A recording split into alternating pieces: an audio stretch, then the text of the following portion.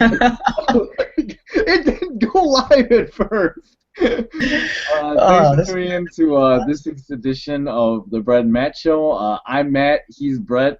It's been a solid like 2 months, 3 months since we've almost three, man. I think it's almost been three. almost been 3 months since we did our last show. We didn't cover the Super Bowl. We Been didn't a cover lot of any of stuff the that's playoffs. transpired in the sports world since our last episode. We kind of both got busy with the holiday things, and um, I'll be the first to admit, I don't know, it was kind of just between the holidays and stuff, just kind of got turned into a grind, kind of more or less, and just got busy, and but all that's past us now. We're gonna try and get this thing going again, and so here we are. We're here in March. I don't know, Brett. What are your thoughts right now?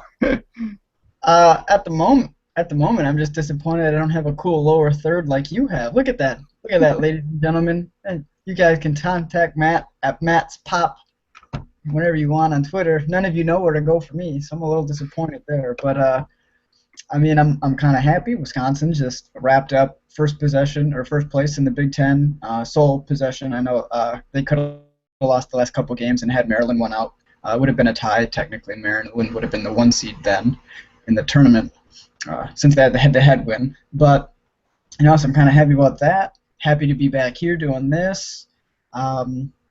Draft season, which is in Chicago. Hell, we might be able to make our way up there. Maybe we could get some video we could share of the area. Come on, we got to get up there, man. Don't. I gotta be honest with you, I would love to get an opportunity to go there. I don't know how many more years it's gonna be in Chicago. You and me have been following the draft pretty hard since every year since I'm pretty sure we were 14 or 15 years old. It's actually the whole reason we kind of started this podcast last year. Was mainly because of the NFL draft. Definitely just something we both get involved in a lot.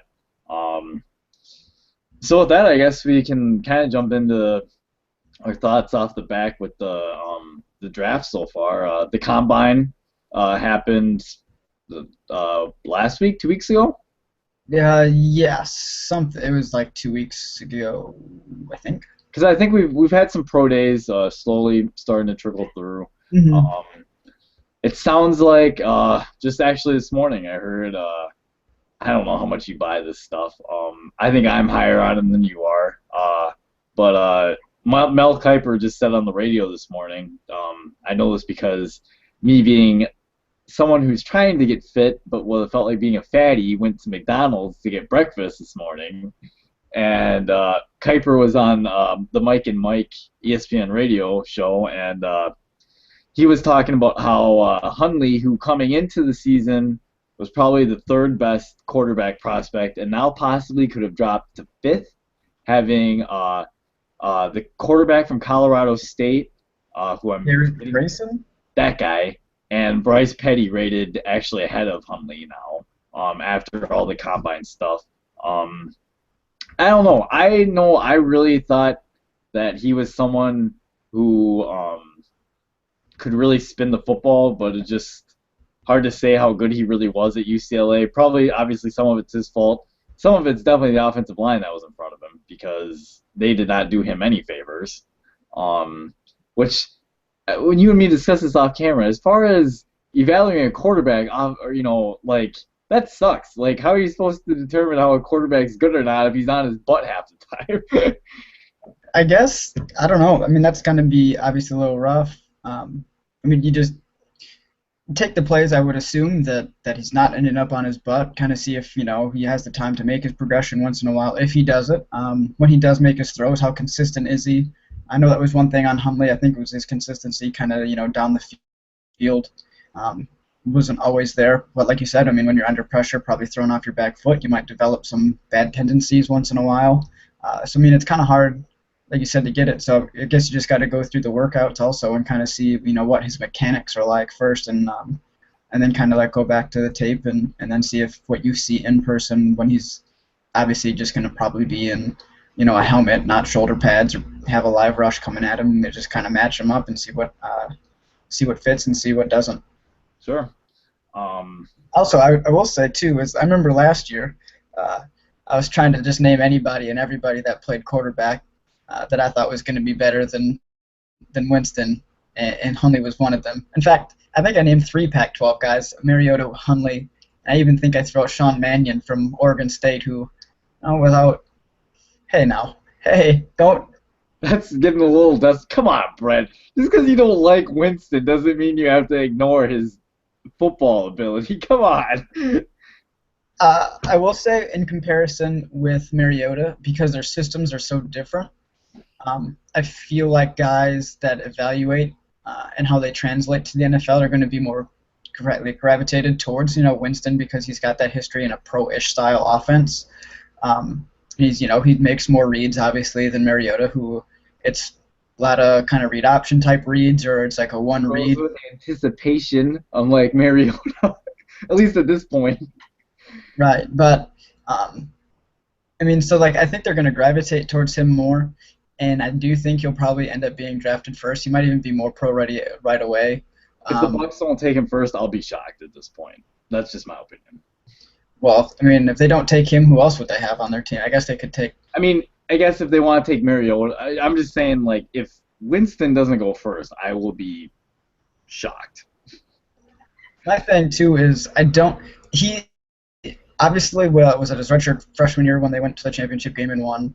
Yeah. Numbers were great, but what happened this year? He threw way more interceptions this year. He was a lot more inconsistent in his passing. Obviously the team was different. They didn't have everybody back, but it just seemed a little odd that he seemingly kind of regressed, especially from if you're just looking at the number standpoint, what the issue was there.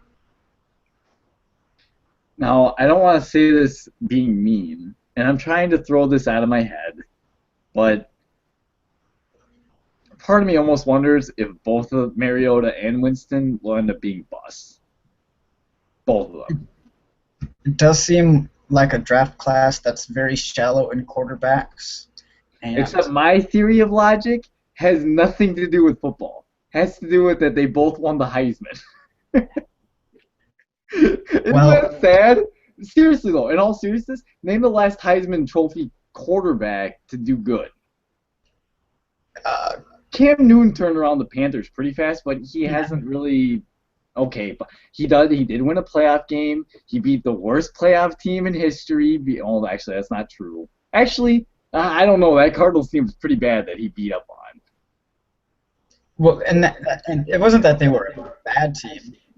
It's just they were down to their third string. There's a reason the guy's the third string quarterback. Yeah, they definitely didn't get any help there. Speaking of, Carson Palmer, I think won the Heisman. He was pretty solid. Okay, you're right. You're right. Yep. Okay, and to be fair to Palmer, until his knee injury happened, he was a pretty solid quarterback. Yeah, but that was what, like 12 years ago, I think, when he came out. Won the Heisman since. Did Vince Young? No, Vince Young didn't win the Heisman, did he? No, because Reggie Bush won it. Matt Leinart, just a scratch. There's a guy named Jason White, who I remember growing up, won it. Let's see. I don't know, man. I just have a hard time thinking of quarterbacks that wanted to have done anything in the NFL. And I know it's really stereotypical and stupid, and I shouldn't be judging people like that, but I'm just saying it out there. It's a little odd that there hasn't been a super successful quarterback that happened to win the Heisman. At least recently. I can't say for years past because I haven't done research into that. But just going off recent history, it seems like players that win the Heisman, they don't usually do super good in the pros. Maybe that should be a blessing for Melvin Gordon then, that he is a running back instead of a quarterback. Yeah, except for Melvin Gordon came from this school, and I'm just hoping that he's not like Monte Ball. Monte Ball, if you're watching this for some weird reason, I apologize. Because I follow you on Twitter, and you get really mad when people make fun of you for being injured all the time. Well, I just want to say, so far you really haven't lived up to being the NCAA all-time leader in touchdowns. Let's just put it that way. Your backups have found the end zone way more than you have. He had one really good game against Kansas City. Not last year, but the year before, right before the playoffs. And that was about it. And it's kind of sad. What, did he run for over 100 yards for once? He did. Wow. He He didn't did. pull a hammy or hurt himself? He didn't run fast enough to pull a hammy, okay? What about James White? Did James White get himself a Super Bowl ring? He did. He's got one Riding of the the bench? best. And Yeah, boy. Jonathan, he did play a couple snaps this year. I know that he did get in some games. They had him activated, but New England was one of those weird teams where Yeah, like they can't trust who they go with running back. Not at yeah, all. They're like, it must be a Bill. Yeah, he did. It must be a Bill Parcells thing. I'm telling you right now, it must be.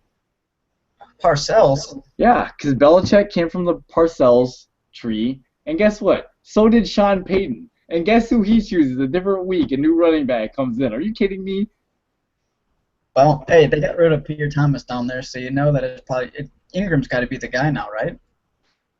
Yeah, for 3 weeks, and then he'll go with someone else. To be fair to Ingram, hey, another Heisman running back that won the Heisman Trophy. Been on and off. I mean, sometimes he didn't get opportunities, which is not necessarily his fault. But he got hurt too and can't seem to stay healthy. I mean, I don't know, man. It's When he's playing though, he runs really well. I think given an opportunity to be one of the main guys on a roster, he'd be pretty good, I think. I'm really happy that this is being recorded right now because all the times I said that guy was good and you made fun of me and said he's terrible, you just complimented him. I did. I All mean, those times when I said Mark Ingram is the man, you're like, no, he's better not. than Trent Richardson. I'll give him that. Trent Richardson. Oh man. Woo. That guy is what? I got nothing, man. I don't understand how that guy's that It's weird. He's actually two teams have now wasted first round draft picks on him, bad. and it's great because then the draft pick that Cleveland got in return, they parlayed Trent Richardson Johnny Manziel, right? into Johnny Manziel. They had to trade up even, so they basically traded Trent Richardson and their third round draft pick for Johnny Manziel. Who's looking like a bust right now. I love Johnny Manziel, and I think he's looking like a bust, and I'm going to be really upset. Yo, but that shirt, you can wear that anywhere, man. Yeah, I get laughed at. Are you kidding me? Yeah, maybe one of these podcasts I'll have that shirt on, but yeah, he's looking bad. The quarterback last year, who I said was the best all along, and that was Teddy Bridgewater, I think is arguably the best quarterback out of that class. You can make a case for your boy Derek Carr. He's also really good. The two of them, in my opinion, are head and shoulders above everyone else, though. I know it was hilarious and ridiculous when I put Carr at 4, and I don't think he would have really been worth the number 4 spot to Cleveland. I think they would have been better off with, say, him there and then Kelvin Benjamin with their other draft pick. But hey, that's just me. Cleveland can go ahead and draft a corner and Manziel. It doesn't really matter to me. And they traded up one spot too, which I remember it was pretty hilarious. From 9 to 8, they just flip flopped with They Minnesota. do still have 2 first-round picks this year, to be fair to them. Are we thinking that they'll actually do anything with them useful? I mean, are we confident that they'll make the right decisions this time? No. You saw the movie Draft Day, right? You know when the GM and the head coach don't agree? The GM and the head coach there don't agree. Like, the head coach wanted no part of Manziel, and the management's like, we're taking him.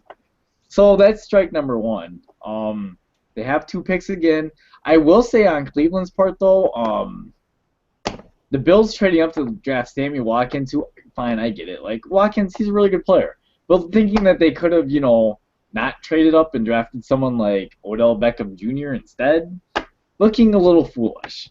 Exactly. And I was looking at that, and you're like, okay, so you trade down, you get your picks, right? You pick up that extra first, and then you also pick up whatever else, Buffalo Gales is yours first.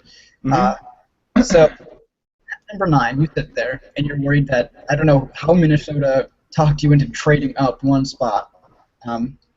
for Justin Gilbert. I don't know if Minnesota called him up and they're like, hey, we got some guys on the line that are looking at Justin. Are you guys interested? Because Justin's about to be off the board. If you don't, maybe that's what they did. And they just, yeah, I don't know how that works, but if you sit there at 9, you let Minnesota take Barr at 8, which they probably would have done either way.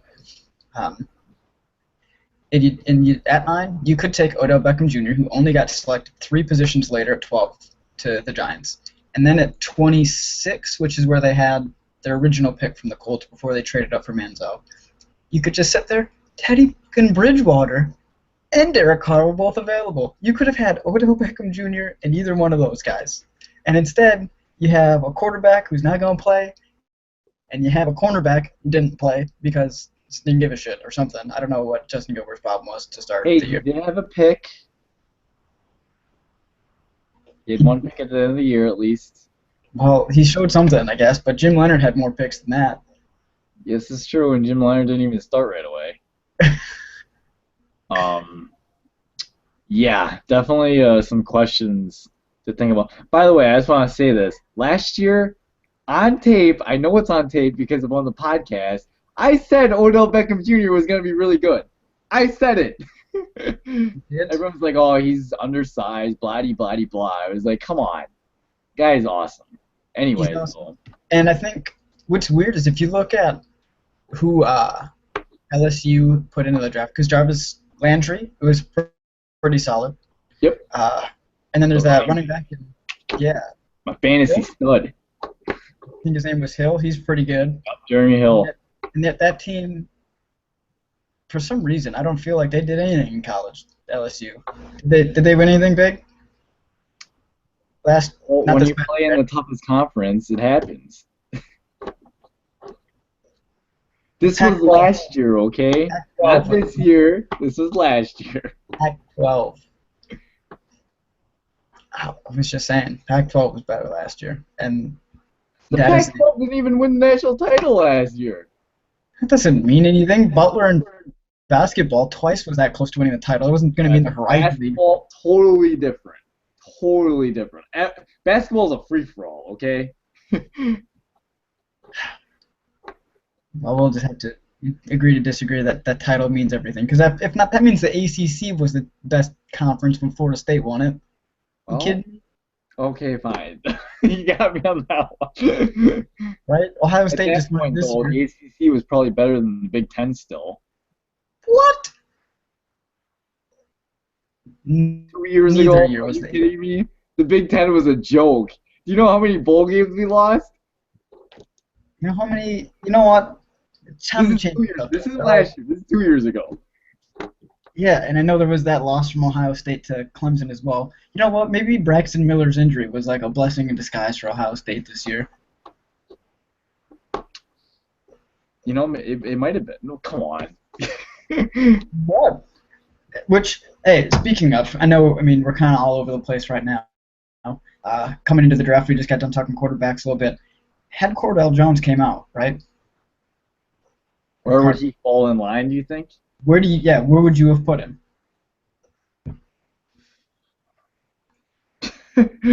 Actually, well, Mariota and Winston are pretty far and set ahead of everyone else. Even if Jones would have came out, I don't see any reason why he couldn't have been the third best quarterback, though. I mean, pretty small sample size. I think he would need to go to a situation where he wouldn't have to start right away, like Arizona or New Orleans. New Orleans would be a perfect fit with Breeze. A situation where he can have like a year, or at least not get thrown in unless he absolutely has to, where he can learn the system. Because man, that guy is he's uber talented. And in watching, I mean, I didn't get to watch much of Ohio State. I watched the national championship game, and I watched the game against Alabama. In both those games, from the small sample size, I took away that he has insanely good arm strength. Granted, it's college football and hard to argue like how it translates to the pros fully, but Ohio State's offensive line gave him a really clean pocket a lot of times, and he had time to like, oh, I can look here, oh, I can look here, and then make the throw when he wants to. Like, um, I don't know, man. No, he's definitely got major upside, I think. I think if you're looking at it too, because he did have times where it did break down on him, but I mean he's not the fastest guy. I mean he's not Mariota running around, but I mean he's got to be at least as athletic as Jameis Winston, right? I mean the guy slid in the pocket, he evaded, he ran dudes over, like ran them over, linebackers, right? He was just trucking dudes, He's picking up first. probably like a poor man's Cam Newton when it comes to speed. I bet. Maybe he's fat. I bet he's slower than Cam, and probably not as agile, but he's pretty similar build. I bet. I remember somebody tweeted it out and I mentioned it to you. That was like right after those games was the Oh, Ben Roethlisberger. it was Roethlisberger, but it was actually Culpepper, Oh my God, Dante Culpepper. right? I mean, could you see him being like a Culpepper? I mean, Culpepper was a pretty good athlete. He was a big dude with a cannon. Um, The hand's about the size of mine. and he had little hands. I don't know how big Jones' hands are. I mean, They're probably big, man. never gotten that far yet. But I mean, and that I think that comparison would actually probably make sense, at least a little bit in terms of like gameplay style. I think that would actually, and heck, I mean, and if you're looking at a dude that some people might compare to Culpepper, if you're looking at a team, yeah, I don't see why a team, say in the second, would just say, okay, we're not super confident, in either of these top two guys, but I mean, maybe we can take a guy here in the second round after we get a more vital piece that we're more confident in early, Right. and take him mid-second. I mean, yeah, I'd have to put him in probably that Hundley, Bryce Petty category. Yeah, Um, he's got it. I don't see any reason why he wouldn't fall into the second tier category for quarterbacks. yeah. Um, but yeah, is there any, Other, not to get away from the quarterback thing, but something that came to mind, other notable combine stuff. Um, so what do you think of Vic Beasley now? Because every year there's that one guy that flat out amazes, and I think Vic Beasley was that this year. He came in, didn't we discuss off camera? He was like 220 or something before. He Mhm. came into the combine at 246. Right, and just as important, he weighed in at 246 at his pro day, which I think was today. So I mean, he's maintained that weight at least for 3 weeks. Coming into Ran a the 4.53. What do you uh, want inch vertical? 35 reps on the bench press. and I think his weight was going to be the biggest thing. If those reports that he was, 220, I don't know if that's what he was at the Senior Bowl or whatever. If he was even at the Senior Bowl, was he only a junior? No, he's a senior. Okay, so I mean, if he was that light, like having that weight's huge.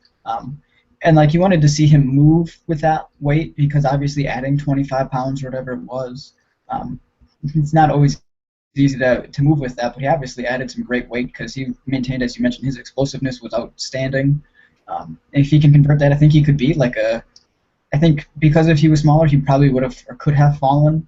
Um, to the late first or into the second round because people were unsure. But with that weight, I think he could be like an Anthony Barr type selection and player this year where he's going to probably go in the top half of the first. Oh, for sure.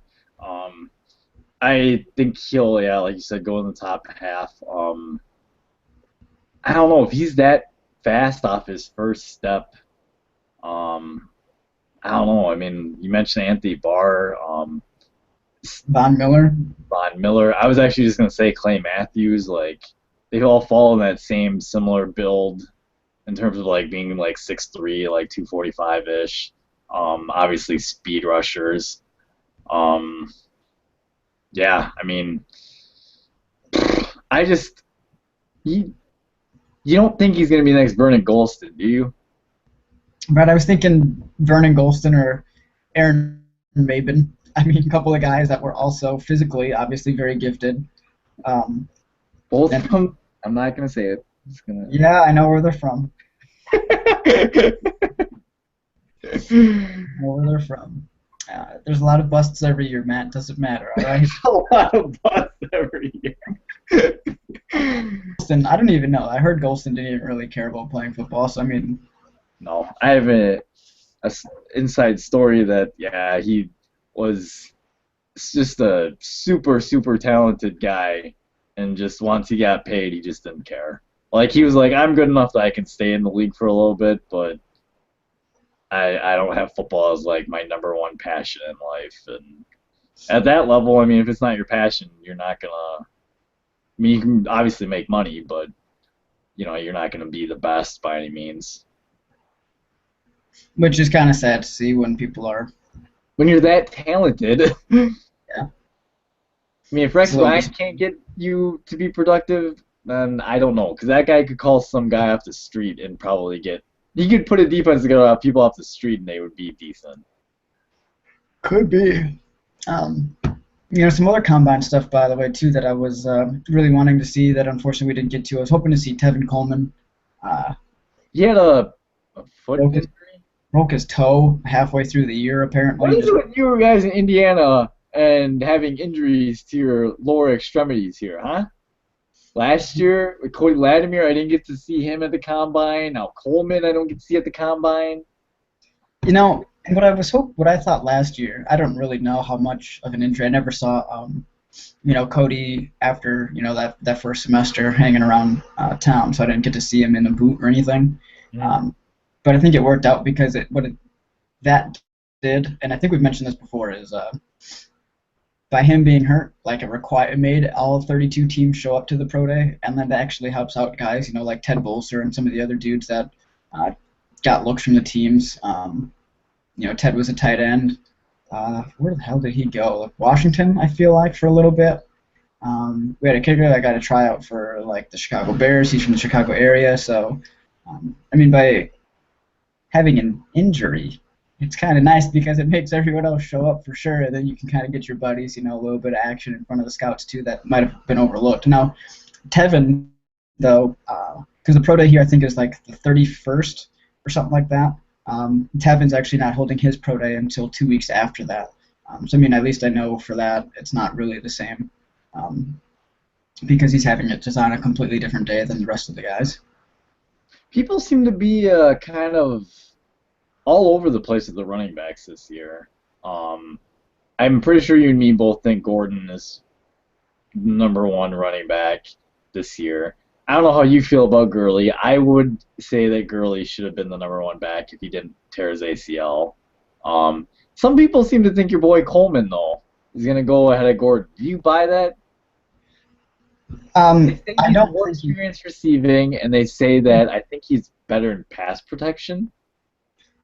he's well, it's because Indiana passes a lot more. Yeah, they said that Gordon, that's definitely a weakness, is his pass protection ability. For Gordon, it's definitely not a strong suit, and he's definitely willing. Like there's a couple times he doesn't always use the best technique, but he gets results most of the time.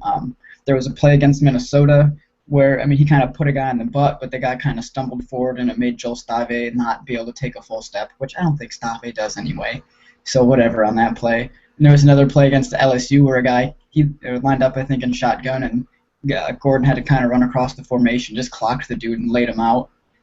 But it wasn't great technique. It wasn't like he got in front of him, squared up, and kind of just took him on. He just laid him out. And if you whiff, then you put your quarterback in a bad situation. So I can see that. I think Gordon improved a lot, though. In pass pro as the year went on, he definitely started to improve himself as a pass catcher. They started throwing it to him. I have a question. How do you improve yourself as a pass catcher when you had 19 receptions? Well, how many of those receptions came in like the last half of the year? If you look at them, I don't feel like we threw it to him a whole lot. I can remember one play in particular against LSU. I think it was one of the first games. We did throw kind of like the swing pass, but it wasn't even a swing. It was kind of like a swing up. So he was kind of out in the flat. And Stave threw a fucking duck like he normally does. But Gordon had a hard time kind of tracking it. But later in the year, you're watching him as the guy had 19 catches compared to Coleman, who I'm playing devil's advocate. Coleman definitely had more. He did have more. He didn't have a lot though. I think Abdullah probably is going to have some of the better hands. Duke Johnson from Miami, I think, is really good. It's a really deep class. The kid from Northern Iowa. Yeah, there's him too. Yep. He's really good. There's another kid from Boise State, J.A. or something. I don't know how to pronounce his last name. So, but he's There was an article I read that did say he thought that somebody thought Tevin was the best back. Um, it's really weird. I watched some film on Tevin today, and it was against Iowa.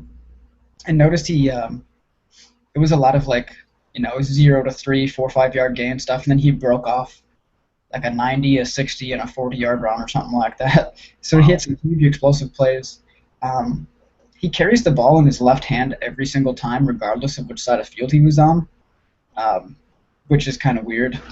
Um, That's not what they teach you to do. yeah, so every time he took it, he just always put it in his left, which I thought was kind of weird. Um, and I know he was hurt against Missouri for a minute.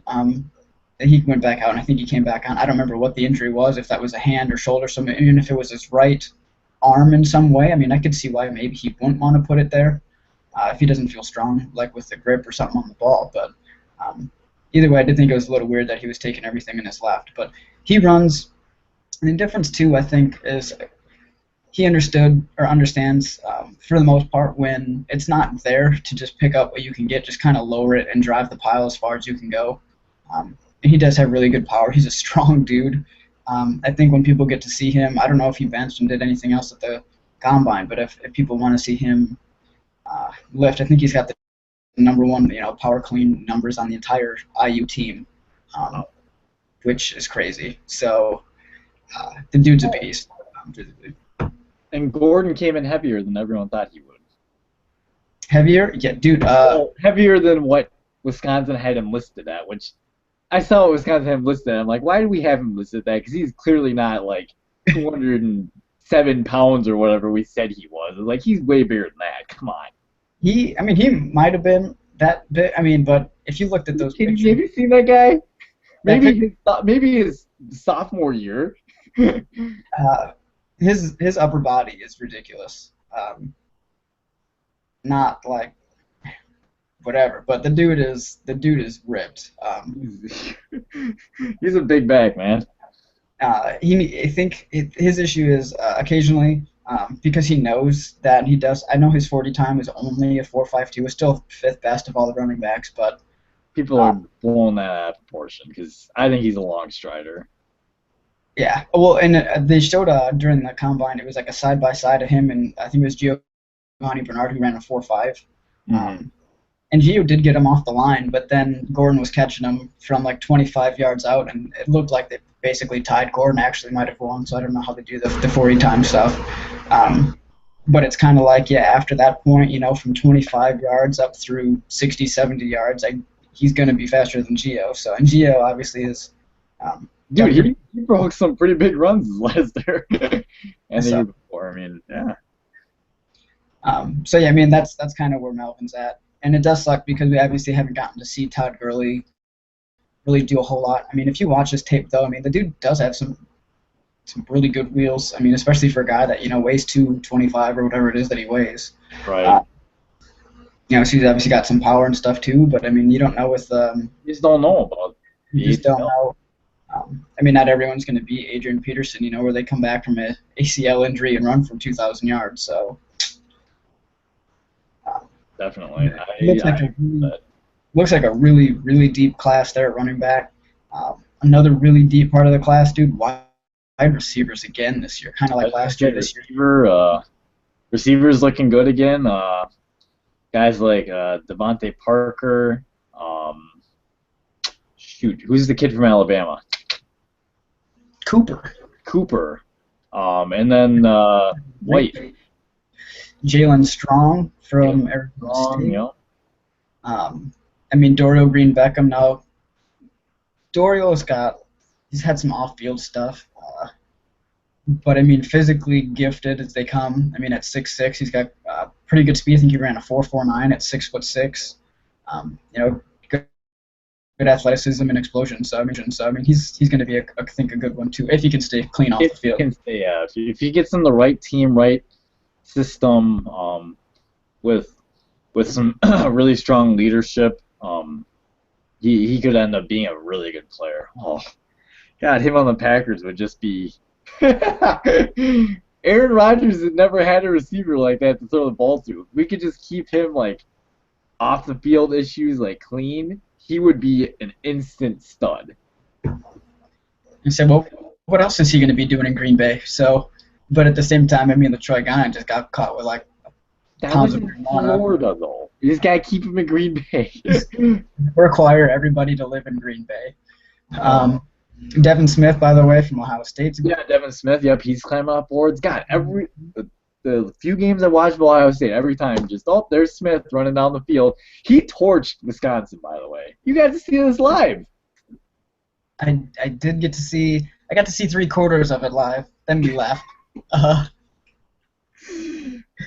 that was, I mean, and that was obvious. That was Cardell came out and that was his first game, and they just had a game plan where, hey, yo, we're gonna throw it deep once in a while, and Devin, you're gonna be the guy to go get it, and he did it too. I mean, it wasn't even terrible coverage every time, but some of those throws were really good. Plus, he made great adjustments on the ball too when he needed to. So Yeah, he did a really good job tracking the ball in that game. What do we think of White, by the way, the receiver from West Virginia? His combine numbers were really good for someone his size. yeah, they were really good. I think if you watch him play, I mean, because he ran faster than Cooper, and he's obviously bigger than Cooper. I mean, he's 6'3", I think, whereas Cooper's about 6 foot. Yep. And I know that like a lot of people have moved him up now. Some of the tape I've seen on him, I don't think he's the route runner that Cooper is. Which I mean, I prefer a dude that he doesn't just have to get open or beat guys physically, because when you're in the NFL, sometimes you won't always be able to do that. But if you can do it with technique, you're going to probably be able to do it more often. And that Cooper's not slow either. So I don't know. I think I still probably have Cooper first. But from the looks of it, it seems a lot of people have moved White up in front of Cooper, and now it looks like he'll be the guy that, say, Oakland or, well, maybe Oakland if they don't sign Cobb. A lot of teams have Oakland slated to take a wide receiver. A lot of people before had Cooper slated there, but now they've switched it with Kevin White. I don't know. I guess it's a weird situation because I don't know how to say this without sounding silly. I guess so. Do you think Carr is good enough that he can throw open White, or do you think Carr needs someone who runs better routes like Cooper? I really wish I got to see more of Carr since he was one of my guys coming in last year. Dude, he was good, man. I know that he threw and Oakland didn't win a ton of games, but the little bit I did get to see of him play, I really liked what I saw. He's got all the tools. I think it helped being a fifth-year senior, too, because he had a little bit more knowledge of the game and stuff like that. But Teddy Bridgewater picked up pretty fast on the mental part of the game, too. But I tell you what, Teddy does not have the arm strength that Derek Carr has. No, he doesn't. But that's okay. I mean, if you But can he throws with anticipation, which is yeah, he can throw guys open. That was kind of something that I know me and Cortland, I think Cortland likes to be called Corey. I don't care. His Twitter handle's Cortland, so I'm calling him Cortland. That's something we mentioned last year is that, I mean, the strengths that he had were kind of pre-snap, and then like within the route and concepts, of offense and defense thrown at him, is that he's going to get guys open even if he's not going to, whip it 55, 60 yards down the field all the time. And that's what his strengths are. And if you have a team and offensive coordinator that can work within those strengths, I mean, you're going to get a really good player with Bridgewater. And he came on, I think, last year. Pro Football Focus, I think, had him rated the highest quarterback of the last 5 weeks of the regular season. So, I mean, it looked like he had, if he was coming on, and hopefully he can continue that on. Well, not hopefully. He's in our division. So maybe he can continue that, but the rest of the team stinks. Just so we can say we were right on that, and we can laugh at everyone else who was making fun of Bridgewater because he had skinny legs. And had a bad pro day. Which is silly. It's Yeah, I guess other draft notable stuff. We both have different stances on how we feel about Mariota and Winston. I'm more of a Winston guy. Brett's more of a Mariota guy. Brett apparently likes the Colin Kaepernicks of the world.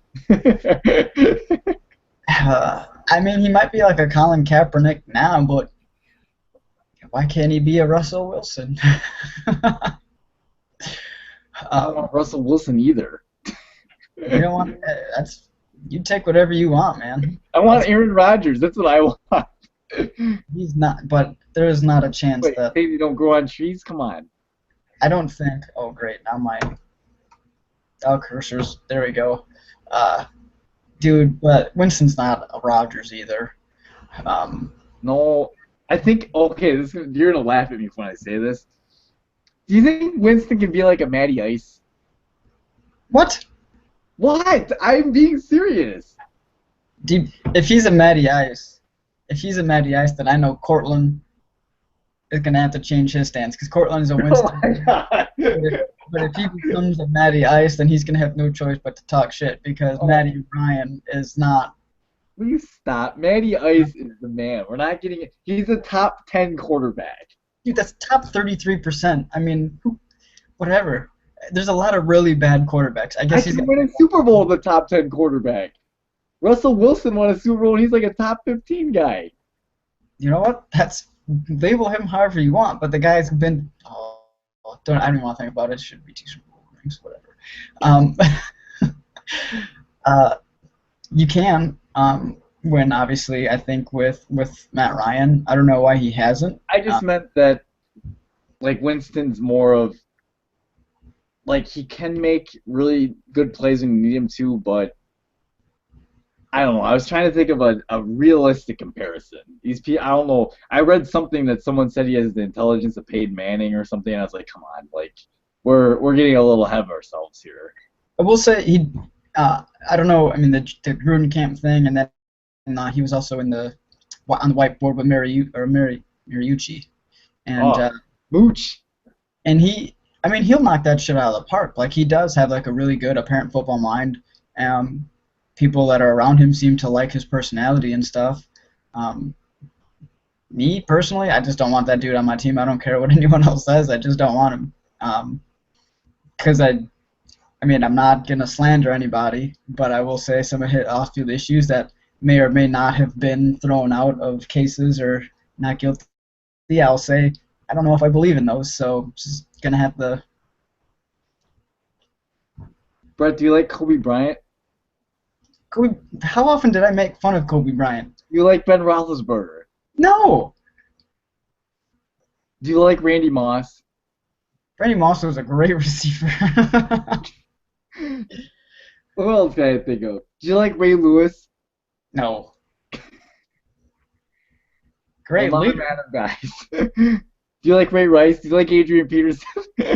No, these are all things that I'm just gonna keep saying no to. Now I will say, I don't think, and I mentioned it before on the Ray Rice thing, is what he did despicable, and obviously some other guys too. Ray McDonald, looking at you also, dude, Ray who's apparently McDonald. who's not getting charged, I guess. I don't know how that happens, but you shouldn't lose your ability to work forever over that. So I mean, I get it. You're suspended. That's fine. If another team wants to sign you, that's great. I think what he did obviously was disgusting. You should still be able to work somewhere in your line of work. Probably. I mean, I know that sounds a little weird, but Winston, I'm just not going to be the guy that hires him. So Ray Rice, goodbye. Ray McDonald, cut your ass. Jameis Winston won't even take you in the first place. So I don't know, maybe that's just me, but I mean, I know the name of the game is to win as much as you can, but at the same time, there's also some money factors in there, and if you got some of these dudes on your team, people are going to have a kind of hard time supporting you, your team, selling jerseys. I mean, look at New England. They had to basically take back all the Hernandez jerseys and just give other ones away. The Ravens did the same thing, I think. So, I mean, that's just me. I'm not trying to say I'm, I guess, better than the teams that would hire those guys, but I just wouldn't. Whereas I feel like Mariota, he's a little quiet, which I mean, in a quarterback, you probably don't want all the time. You want a guy that's going to be, a leader, someone that's people are going to want to rally behind. And I think Winston's got that quality when he's in the huddle and in the locker room. But I I mean, he's still not the most consistent guy either. Obviously, as we mentioned, like the discrepancies between his freshman year, redshirt freshman, and sophomore year, or the last 2 seasons that he was in college. So, I mean, I need to see some more consistency out of him, other than just that he can be a guy people like when he's in the locker room, and then on a whiteboard. I just need to see some more. Yeah. And I know people are going to say that's, well, he won a national title. Yeah, that's fine. That team would have won a national title with me at quarterback. Okay, that's a bit much. Maybe. Yeah, I don't know.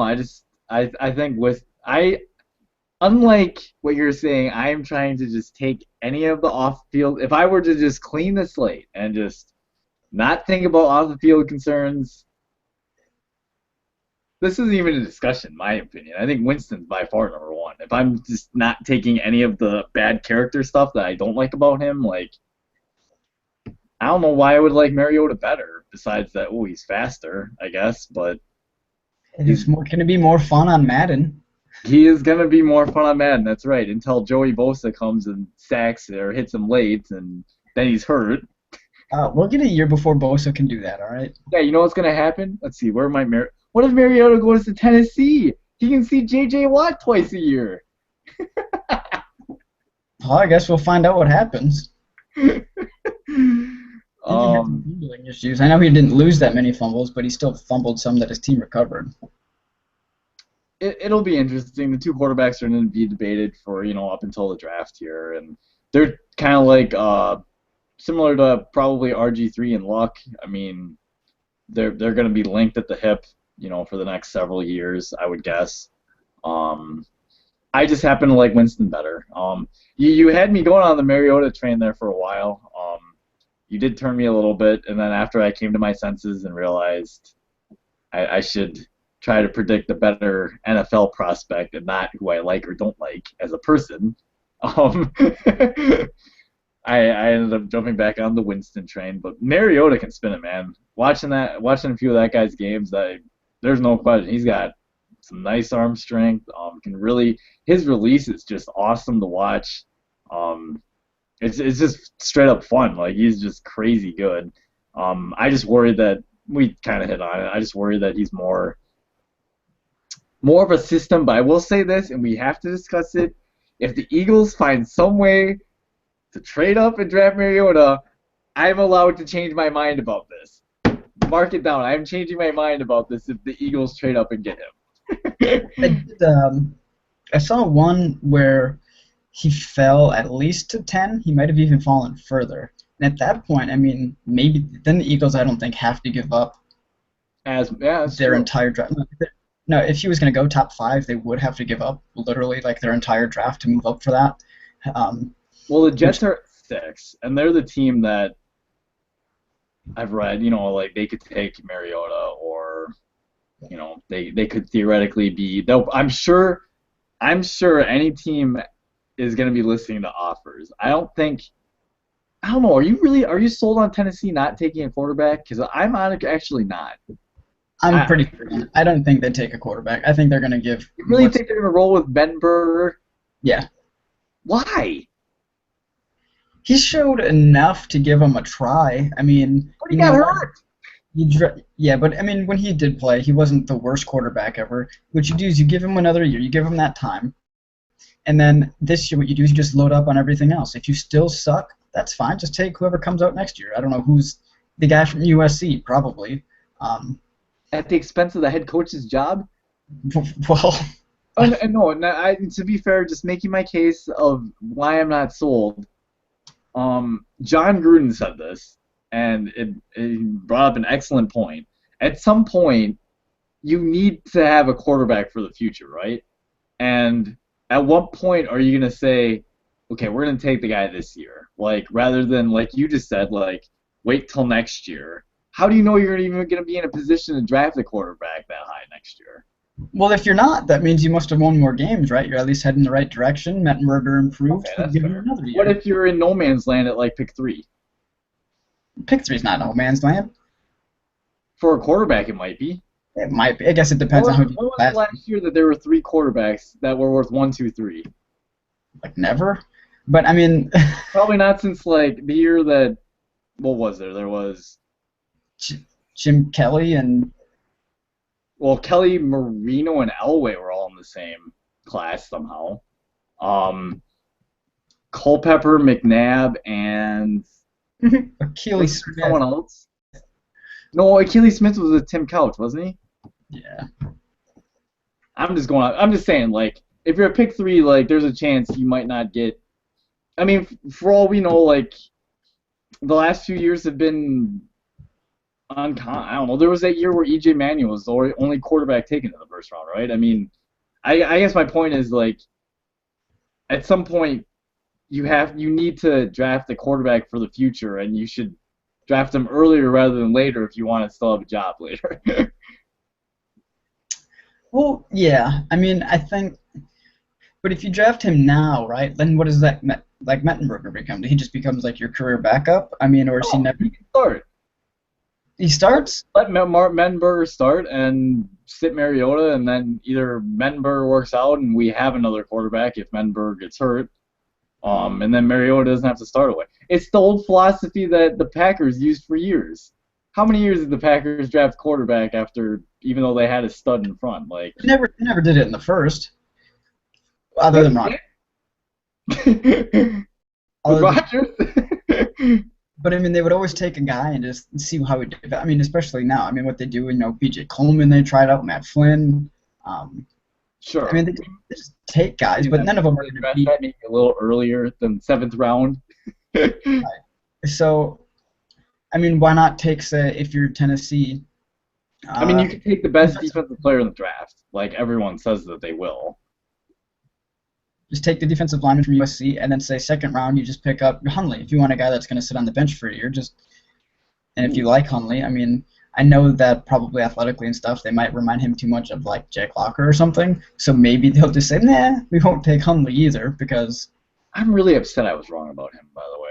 I'm bummed about that. hey, at least he played some. I mean, who was Kyle's guy? Blaine Gabbert. Oh my God, So it wasn't that bad. I knew that guy sucked. that was bad.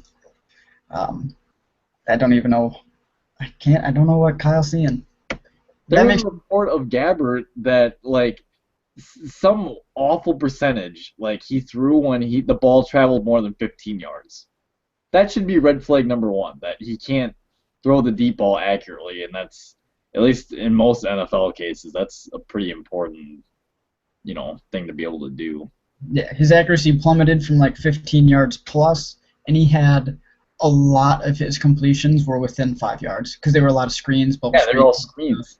screens. So I mean, or slants and everything. Like he just didn't. They just never got to show NFL stuff when he was in college, and I mean, he just never translated, um, which is fine. We were all. I remember when he shot up the boards too, and I'm sitting there and I'm looking at him like, The same year Cam Newton was taken number one overall, which, looking back at that, there's only one player I can think of that would be worth the number one overall pick instead. You know who this is? I mean, J.J. Watt. J.J. Watt. You can make an argument the quarterback's the most important player, and Cam Newton hasn't been terrible. Like the Panthers are a decent team somehow, even after last year. The NFC South in general just sucked. But anyways, I mean, you can make an argument that J.J. Watt should have been the number one overall pick. But then that year you had Christian Ponder, you had Jake Locker, and Blaine Gabbert. Ouch. It was a bad year. Ouch. Yeah, I guess your point with taking Hundley or someone else you like in the second round instead. Because if you're drafting, that makes sense too. But unless you think Mariota is going to be the next like special star, you can't pass on him, right? if you're confident, like that confident in a guy, as at that position, as it is the most important position on a team, take the guy then. Like I get it, but if you're Tennessee, right? I mean, you're picking in the top 5 for a reason, and it's not just the quarterback. I mean, you got a lot of other issues too. I got a lot of other needs, yeah. And you play in a crappy division. How do you not? I guess you just got beat up on all year. Yeah. Now, if you're a team, right, like say had had Houston selected Teddy Bridgewater last year or something, right? They would have Or been Derek Carr. I mean, either one of them, I or guess, Carr. because Bridgewater wasn't there, I guess, at the beginning of the first. I mean, they could have traded up once they got wind that Minnesota was trading up if they really wanted to flip flop, Or they could have just taken Carr with the first pick the next day. right? And so they go with Savage or whatever in like the fifth round, Yeah, and then end up trading for Ryan Mallett. So, which I don't really know. I mean, they would have been a team that had they taken a quarterback, probably would have been in a much better situation, obviously, than they were. Could have been a playoff team. They were only literally Cleveland winning their last game away from being a playoff team. right. But Cleveland blew it like they always do. So um, then I would go quarterback because you got receivers at the time that were good. You're okay with Arian Foster. You think your offensive line's fine. You just don't have anybody to kind of take advantage of all that. And then defensively, you got J.J. Watt and Cushing. And Jonathan Joseph, you're at least paying big money to. Whether he's playing like he's worth what he's getting paid, I don't know. But I mean, defensively, it's okay. But they probably could use some help still. I mean, at this point now, especially with some of the free agent stuff, which we'll get into at another time. It's true. Man, we just went over a decent amount of draft stuff, I feel like. Free agency, okay. Free agency does, I think, start next Tuesday, right? Something like Yeah, that. something like that. Do you want? Okay, and I got numbers here. I'm gonna go over this real quick. Uh, Green Bay, right, has $32 million in cap space, Correct. and apparently we're not signing Cobb. He wants a little bit more than we're willing to offer. Um, what? I mean, out of our free agents, is there anyone that you want us to sign, and then maybe a position or one specific guy in free agency that you kind of want us to target? You know, kind of like we did with Peppers last year. We just went out and got a guy that we brought in and helped us short term. Is there another guy this year that you can think of that maybe, or if you have a position, I got something open, I can kind of go through the guys available at that spot too. Well, I guess for starters, I mean, everyone loves Randall. They're going to be sad to see him leave here in Packer Nation, if that's what ends up happening. The kind of underrated signing that is really important to me is I really want us to sign Bulaga.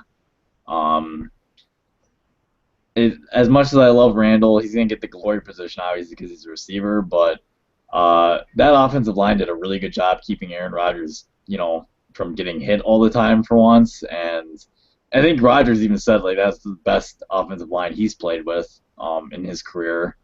And I feel like keeping those guys all intact is really important. Uh, so I feel like he's probably the most important signing if we're not going to sign Cobb.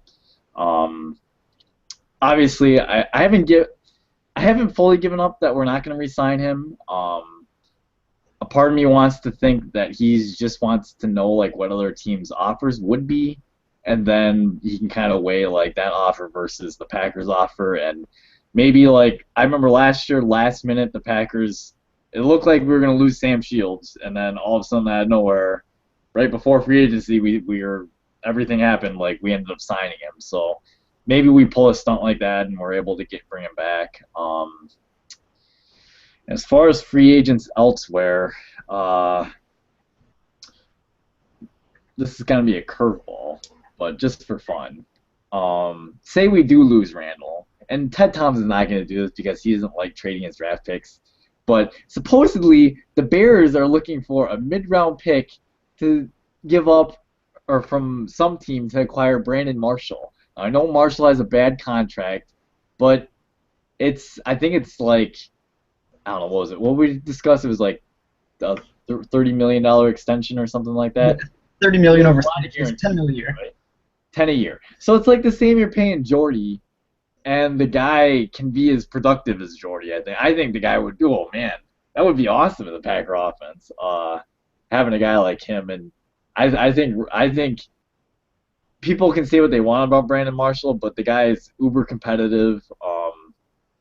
He reminds me of like you or me, like just playing the game of football, like someone that doesn't like to lose. Personally, I like those kind of guys. Like I want someone that has passion to win. Um, but that's enough about talking about a Bears player. um, as far as other free agents to bring in, unfortunately, the guy's already agreed in principle to sign with the 49ers. But when I heard Darnell Dockett was a free agent, I was like, ooh, maybe we can sign another veteran to try and, bolster our defensive line. But obviously, he's going to the 49ers now, so that's a no-go. Yeah, I guess as far as other people that would be important to try and keep, Davon House is young. Um, he's a big corner at like 6 foot, uh, and he's gotten better every year. I'm hoping that the rumor that I heard on the radio isn't true because I'll be really upset. But supposedly the guys on the radio thought he could get between like $7 and $8 million a season, which for a guy who's really unproven, I really hope that's not true. Because I think the Packers probably want to try to keep him at closer to, I don't know, $4 or $5 million a season, I bet. I mean, what are we paying Sammy? Is that 7 or 8? Sammy's got a pretty good average, doesn't he? I don't know off the top of my head. I just remember I think he signed a, that was in the 40, wasn't it? Was it? I think it was 40, but there wasn't as much guaranteed as Brett Grimes or something like that. But there was like bigger total value in the contract, I think. Okay. That's just going off the very foggy memory I have of that. But hoping that we could keep him. And you know what? People were really hard in Packerland, or some people were on Tramon Williams. But if he's willing to come back at a much cheaper rate, I don't see any harm in bringing him back for a cheaper rate if he wants to stay in Green Bay. Right. That's just my preference, though. He is 31, so I mean he's getting kind of up there in age, but I mean we kept a totally different player. I mean we had Charles Woodson later in his career and loved him, but we obviously let him go. I wish we still would have had him, by the way, just for fun. Well, I don't know. I know Micah Hyde takes some shit once in a while, but he also comes up with a pretty big play occasionally too, and I like having Hyde occasionally be like a nickel guy that can kind of come down and cover like that, and not have him be back in only at safety when we need him. Which I know we have there, but I mean, I think Chuck Woodson would have been a great dude. I think, especially with, Clinton Dix there to kind of, at the very least, teach him some things for a year before we kind of let him go. But the thing about the Packers is we have so much young talent that I think these next couple of years, I think we have a chance to be really good. Like we got a lot of young guys that contributed in really important moments and really important like throughout the season.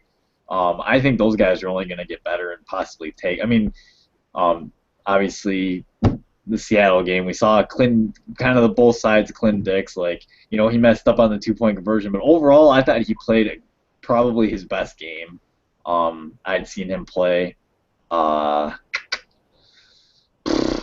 Richard Rodgers. As far as the tight end goes, sure, would I like a more explosive tight end? Yeah, but somehow Richard Rodgers gets open, and I'm not sure how. Yeah, I mean, if we're going to be looking here at our roster real quick, and I'm going to say we do sign Bulaga back, I mean, we got to feel confident in our offensive line because, I mean, was there Bakhtiari? Did he start all year? Yeah. So, I mean, everyone for the most part, with the exception of Cobb, I mean, I do think, if we're talking about Cobb, by the way, we did draft 3 receivers last year in Devonta Adams, Jeff Janis, and Jared Abbrederis. One guy kind of proved some stuff occasionally. One guy apparently didn't know the playbook and was running wrong routes all the time. And the other guy was always open, but he got hurt. So, I mean, maybe they have confidence. Open? What, open in practice? Well, that's what I'm saying. Like, I mean, but he looked like he was at least going to be able to. He looked like he was going to be good. And I don't think I thought Devontae Parker did pretty good as a rookie. I mean, he had his rookie moments, obviously, and stuff, but I don't see any reason why he won't continue to get better, especially in our offense. Yeah, but I'm kind of looking at it. I mean, Boykin, is Boykin free? Okay, Boykin he's gone. He's gone. So they're going to draft. They got to draft or sign a receiver from somewhere. One more, just to be safe. You can't go into a season with just Jordy and Devontae and then Richard Rodgers at tight end. I mean, I don't think that's going to quite work. I know Aaron Rodgers obviously is going to make dudes look good, but they still got to be able to get open and catch. I mean, that's kind of the job. So if Janis is still running out routes when he's supposed to be running posts, it's not really helping anybody, you know. And if Aguilaris, you know, can't recover. Now, he did recover in high school or college from a torn ACL. Maybe he could do it again. But they'll need somebody if they don't bring Cobb back. Oh, yeah. And then also, if we don't bring Cobb back, either we're going to sign someone in free agency that's going to be a little unexpected.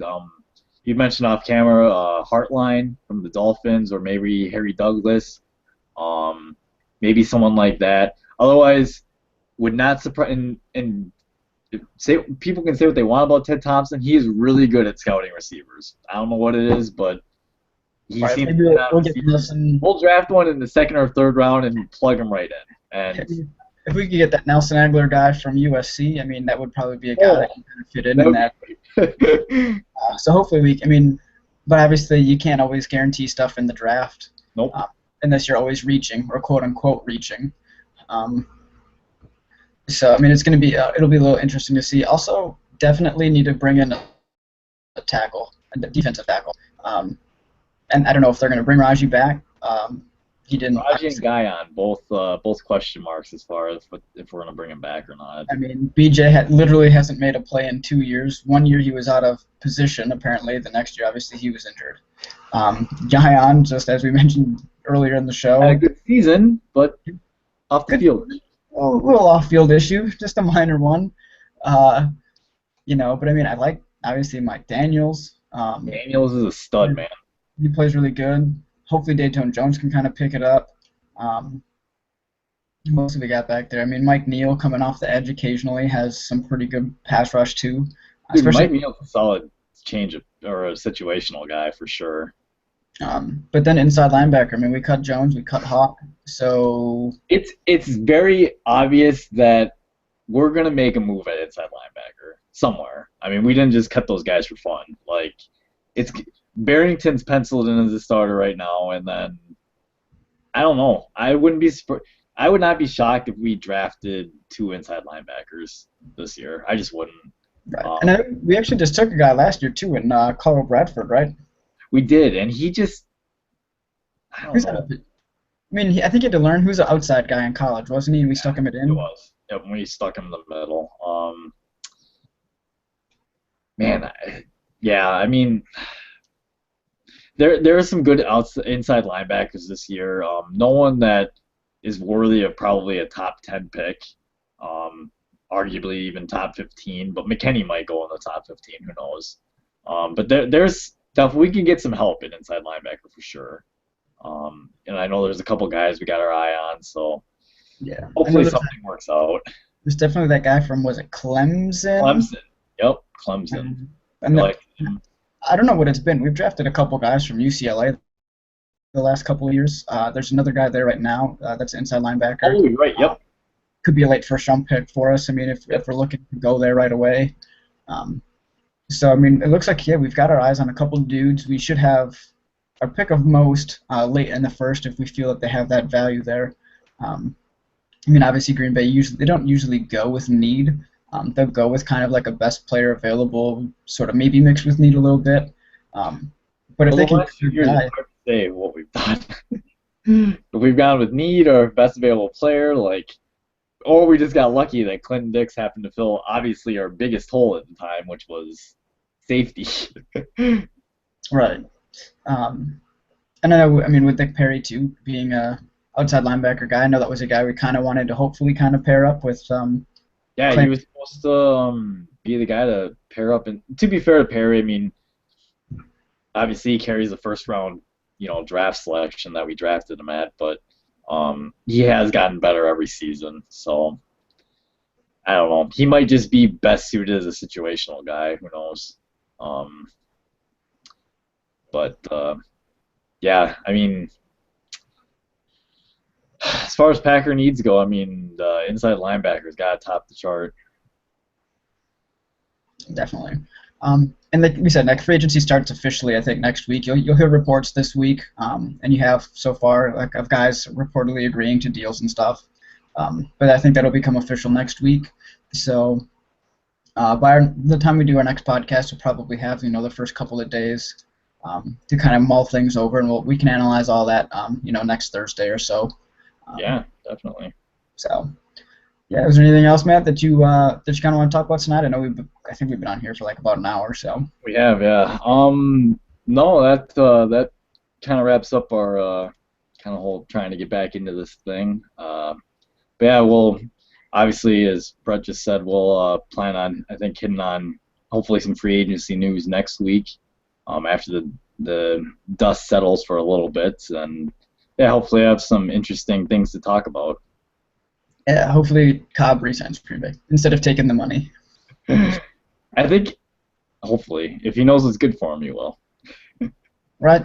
I wish we had more people that watch this because I would love to actually pose them that question and kind of see what they would do if they were Cobb. I mean, would you guys like go with Jacksonville or Oakland and kind of play with Bortles and Carr as they learn to grow? Like, are you gonna be that guy? Or would you just say, you know what, I'll take a little less and I'll be with Rodgers? Because I mean, if you look at what happens in New England, right? They'll have a lot of dudes that they kind of pay. They'll say, you know what, if you guys want to leave, that's fine, but we got our offer on the table. So if you guys want to stay here and continue to win games, I mean, it seems to work for New England. Yeah, and that's the big question. I mean, what's more important? And Cobb's young enough; he can have another or another monster contract. You know what I mean? Like he can cash in twice if he has the stats to go along. Like, I mean, if he goes to, say, Jacksonville and say Bortles doesn't pan out and his numbers stink, like, he's just, he's not going to be worth the same money if his numbers are really good again. So. Right. I mean, if he's smart, I think he probably should go with like a 4-year deal, and then at that point he'll be 28. I mean, he can take another 4 or 5-year deal with some pretty good money on top of that, versus say if he takes a long-term deal now when he's going to be 30, just because would have that 3 in his age, he'll probably look a little bit less enticing to some teams than if he was 28. So right. I'd love to see him back, but anyway, we'll get into all that next week. I guess until then, we'll see what happens, right? Sounds good, man. All right, see you later.